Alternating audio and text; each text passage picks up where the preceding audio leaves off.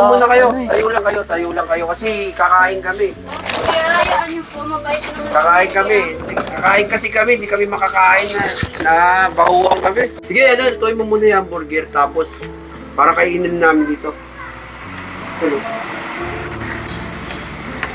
Okay na ba yung akin? Te? Tayo?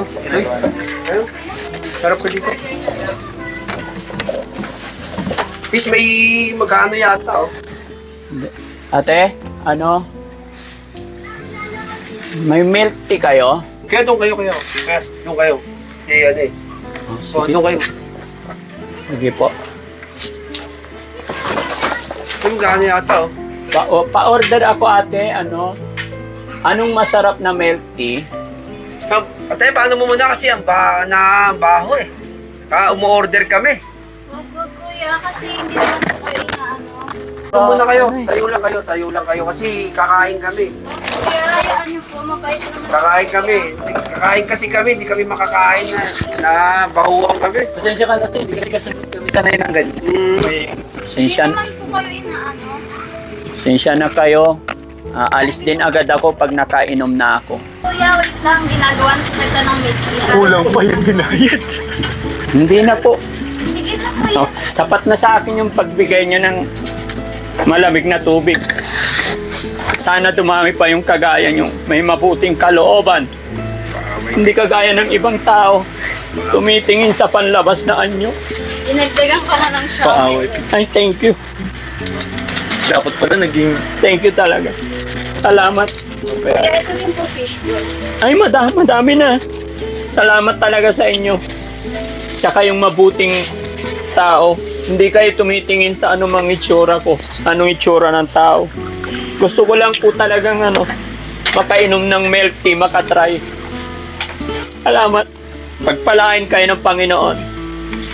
Huwag sana kayong gagaya sa mga taong mapanghusga.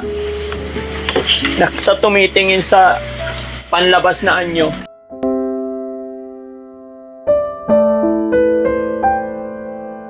Pero mga kababayan, ang sadya lang namin talaga ay aalamin lang kung hanggang saan talaga ang kabutihan ng mga batang nagtitinda. At matanong lang, anong pangalan niyo po? Pwede ba lumabas ka rito sa clip? Ma-interview ka lang. Pwede bang po tayo dito? Pwede. Napaiyak ako kasi nakita ko mismo sa inyo yung kabutihan ng puso. Marami akong nakikita dyan na natatakot or nandidirit sila, lalo na especially nangangalakal at pangalawa hindi nila kilala. Mga kababayan, mga kabarangay, nagulat po ako na sa kanilang taglay na ganda, pero mas maganda ang kanilang kalooban. Mga kababayan, imagine, bihirang umiyak si Daddy Frankie. Pero dahil eto, alam ko na po na content ko lang ito. Pero ipinakita nila yung kanilang kabutihan, kaya po naiyak si Daddy Frankie. Dahil nakita ko yung kanilang pagpupursige. Ilang taon ka na ate? Ikaw? Tapos si ate? Ang gaganda nyo, sana, no? Makapagtapos kayo ng pag-aaral nyo, ayusin yung buhay nyo na. Although nakikita ko naman na may patutunguhan kayo kasi alam kong gagabayan kayo ng Panginoon kasi ang babait ninyo. No? Naikli pa yung parang mga artista. No? Sino ba yung kahawig nila? Huwag kayong magalit sa mga kasama. May kahawig kayong artista eh. Huwag kayong magalit sa mga kasamahan ko Tinitesting lang talaga namin kung hanggang saan ang kabutihan nyo. Kaya gaya na sinabi ko, mga kababayan, hindi lang milk tea. Kasi milk tea lang po talaga ang gusto ko. Pero may pagkain, kanya-kanyang bigay sila. At saka may siomay pa. Talagang labis-labis ang kabutihan ng inyong puso. Ano pangalan mo ulit? Angel. Kasi Say. Tapos yan, Eunice, gaganda nyo, no? Dahil sa inyong kabutihan, walang mama nyo rito. Nasa trabaho. Sana pagbalik ko, mamit ko na rin ang nanay nyo, no? Ang pangalan ng nanay nyo? Pepe po. Nanay Pe, shout out sa inyong nanay, no? Dahil pinalaki kayong mabuting kalooban. Pinalaki kayong masipag at mababait na bata. Matanong ko lang, bakit yung ginagawa ito? Para po makatulong sa kanila. Sa magulang. Kayo talaga ang nagtitinda nito. Opo. Nag-aaral naman kayo. Hindi naman ang kagabagay, wala pang pasukan, no?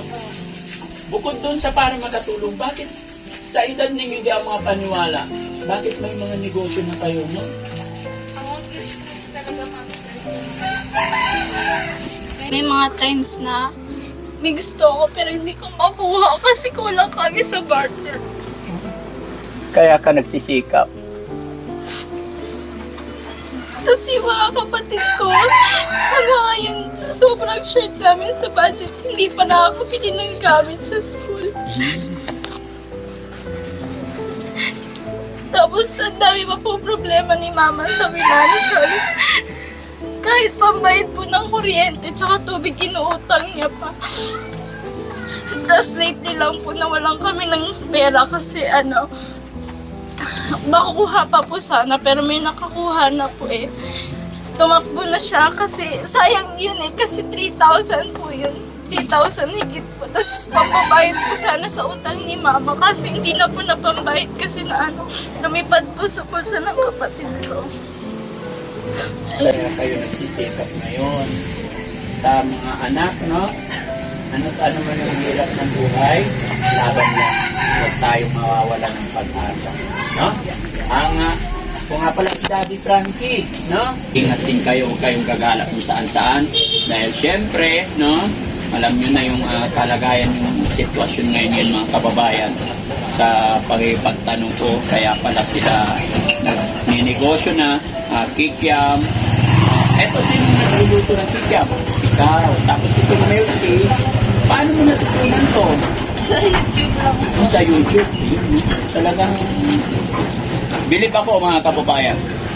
Sa kanilang edad, talagang nag-iisip sila kung paano sila provide, paano sila pagbenta, pag-create ng kanilang mga income. Kaya sana mga kababayan at mga kabataan, sana maging huwaran, tularan natin sila. Hindi lang tayo aasa sa magulang, lalong-lalo na sa panahon na to, sobrang hirap ng buhay. Ano? Dahil dyan, mayroon akong gift sa inyong tatlo, ha? Okay. May pera pa ba ako? Ayan. Ayan. Bigyan natin sila. Kasi mapapait kayo. 2, 4, 5. 2, 4, 5. Ha? Ayan.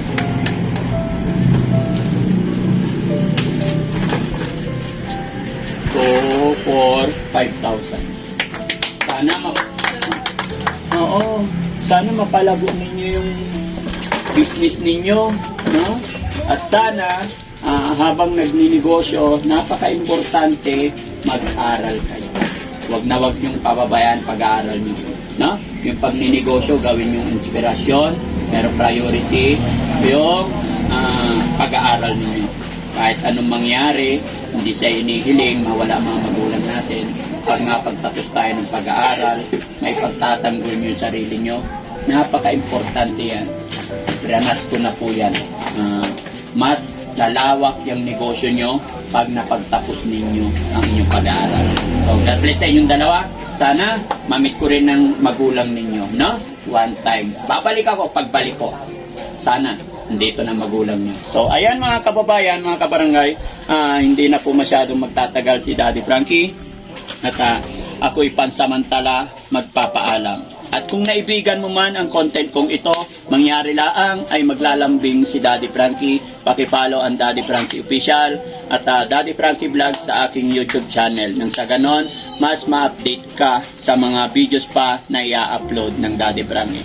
At syempre, bago tuluyan ng paalam mga kababayan, shoutout ko muna ang Team Rise Above, sila Tita Honey S and Pardo B at ang mga kasamahan nila. Syempre, kay Marilyn Curay at kay Ma'am MC. At syempre mga kababayan, another maglalambing ang Team Daddy Frankie. Pakisupport din po ang aking mga kasamahan. Nandyan po sa description ang kanilang mga channel. Maraming salamat. Mabuhay po tayong lahat. God bless po.